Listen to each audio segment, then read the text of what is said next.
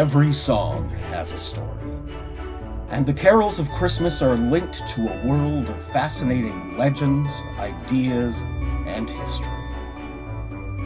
This is the Annotated Christmas Songbook.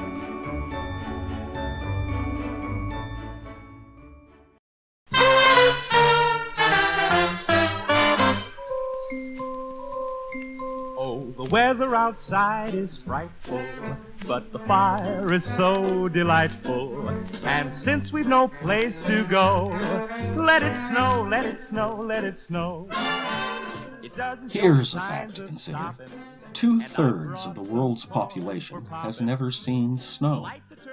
In fact, with the majority of the world's population clustered around equatorial zones, there are whole continents that hardly ever see temperatures dip below zero. That means the usual images we associate with winter are completely alien to most of humanity. The vast majority of people have never had a snowball fight, or been ice skating, or built a snowman. It also means they have been denied the pleasures of slipping on a patch of ice and digging out the driveway in sub-zero weather. Can someone who has never seen a blizzard really understand a song like Frosty the Snowman or Good King Wenceslas with its snow lying deep and crisp and even? Or could anyone who has never known the chills of winter truly appreciate the evocative imagery and affecting poetry of the song voted Britain's favorite Christmas carol, In the Bleak Midwinter by Christina Rosetti?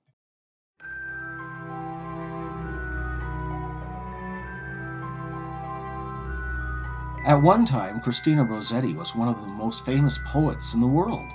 In fact, she was very nearly named England's Poet Laureate before she took herself out of the running. This is typical of Rosetti. She had no interest in fame or glory. Her life was quiet, cloistered, and modest. Christina spent most of her life as a caregiver, first to her father and then to her maiden aunts. Christina herself spent most of her life in and out of sickness. She led a secluded existence. But Christina was a born writer. She was the youngest child of a family of ferociously talented artists, and she created her first work of literature at the age of 4, dictating her story to her mother because, she couldn't write yet. From the small, dark house on its shabby London lane flowed a stream of verse filled with exotic imagery, luscious rhymes, and deeply felt declarations of faith. In 1873, an American editor commissioned Christina to write a Christmas poem for Scribner's magazine. It was a modest fee, far less than what was being paid to her male colleagues, but Christina never turned down a chance to write another poem. We can easily imagine her pondering the subject for her holiday verse.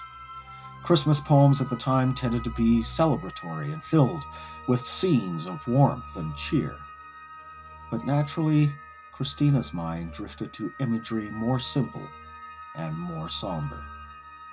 The Nativity would be the center of her poem, but instead of kings and angels, her verse would focus on a mother's love and a special child born into a gray, cold, unyielding world. Unpretentious words, sensuous imagery, genuine faith. With lyrics by Christina Rosetti and music by Gustav Holst, here's Frank Burgess, In the Bleak Midwinter.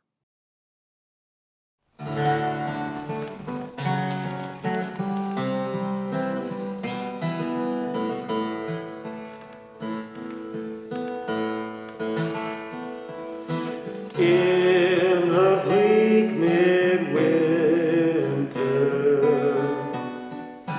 gusty wind made moan, earth stood hard as iron,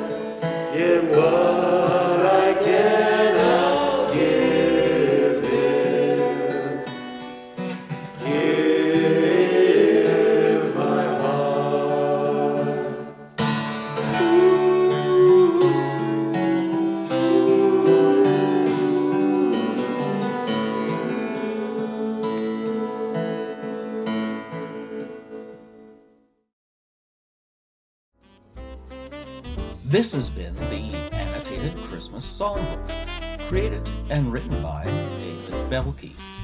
In the Bleak Midwinter was performed by Frank Burgess, with Kelly Collins, Tom Edwards, and Linda Grass. Guitar performed by Frank Burgess. Recorded at Holy Trinity Anglican Church in Edmonton, Alberta, Canada. Intro music by Aaron Kenny. Outro music by Ease Jammy Jams. Incidental music, Frost Waltz, by Kevin MacLeod. The Annotated Christmas Songbook is a production of Holy Trinity Anglican Church and the Acme Radio Project.